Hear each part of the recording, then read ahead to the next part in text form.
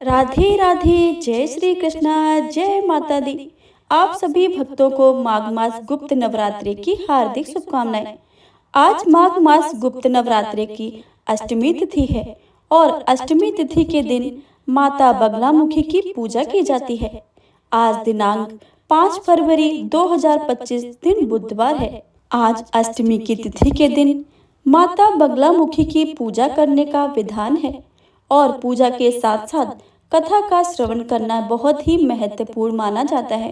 तो आइए भक्तों, प्रेम से सुनते हैं माता बगलामुखी की दो पौराणिक कथाएं और साथ ही दुर्गा कवच का संपूर्ण पाठ भी सुनेंगे।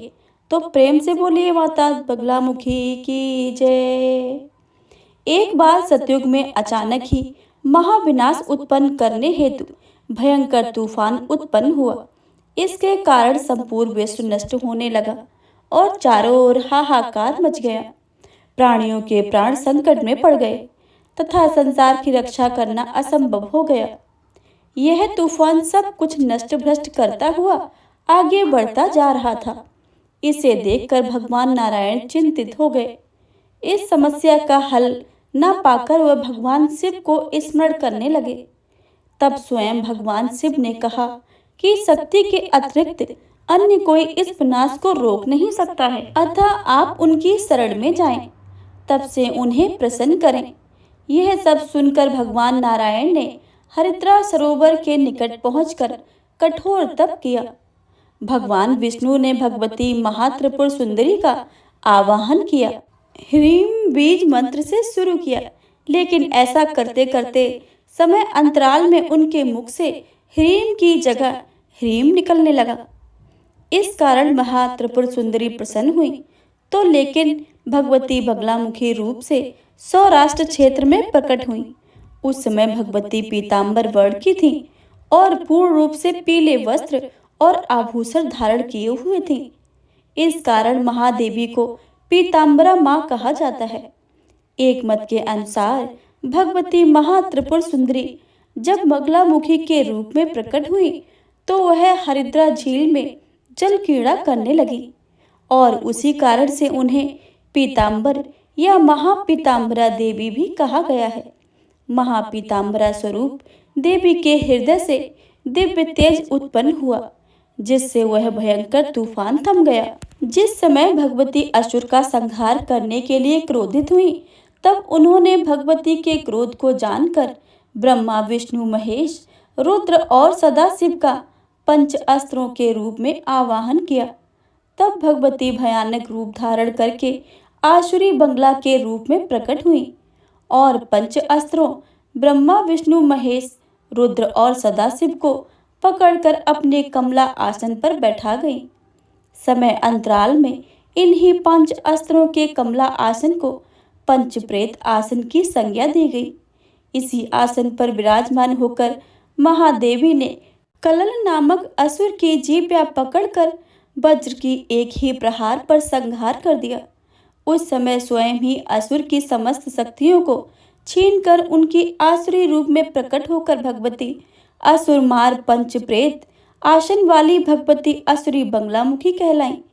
विष्णु की तपस्या के फलस्वरूप महात्रिपुर सुंदरी के तेज से पीतांबरा देवी का आविर्भाव वीररात्रि के रूप में हुआ।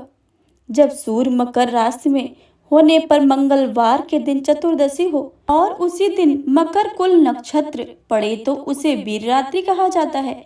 इसी रात्र में मां पीतांबरा बगलामुखी का आविर्भाव हुआ था। एक अन्य कथा के अनुसार महाप्रलय के समय भयंकर तूफान आया। उस दौरान देवाधिदेव भगवान शंकर से संसार की रक्षा के लिए सभी देवी देवताओं ने प्रार्थना की। तब भगवान शंकर के तीसरे नेत्र के एक अद्भुत शक्ति का प्रादुर्भाव हुआ, जिसे बगलामुखी पर शक्ति के नाम से जाना गया। इन्हें ही बगलामुखी देवी कहा जाता है। मकर मरकुल नक्षत्र में प्रकट हुई भगवती बगलामुखी माँ को 10 महाविद्याओं में अष्टमी महादेवी के रूप में पूजा जाता है। बगलामुखी देवी रत्न जड़ित सिंहासन पर विराजमान होती हैं। रत्नमय रथ पर आरूढ़ होकर शत्रुओं का नाश करती हैं। देवी के भक्तों को तीनों लोकों में कोई हरा नहीं पाता है।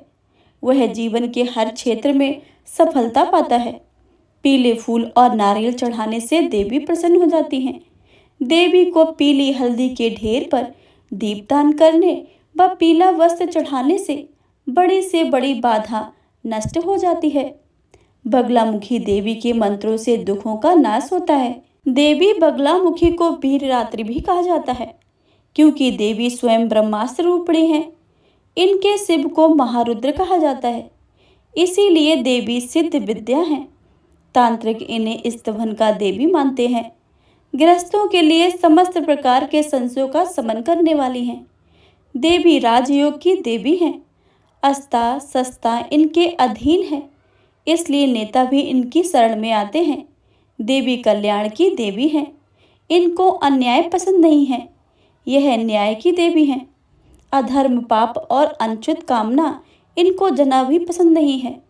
कैसा भी संकट आए यह उनको दूर कर देती हैं। अन्य देवियों से इनकी आराधना का विधान अलग है। इनकी मानसिक पूजा है। यंत्र तंत्र और मंत्र तीनों ही रूप में इनकी पूजा की जाती है। तो यह थी माता रानी की कथा। इनसे बोलिए माता बगलामुखी की जय, नवदुर्गाओं की जय।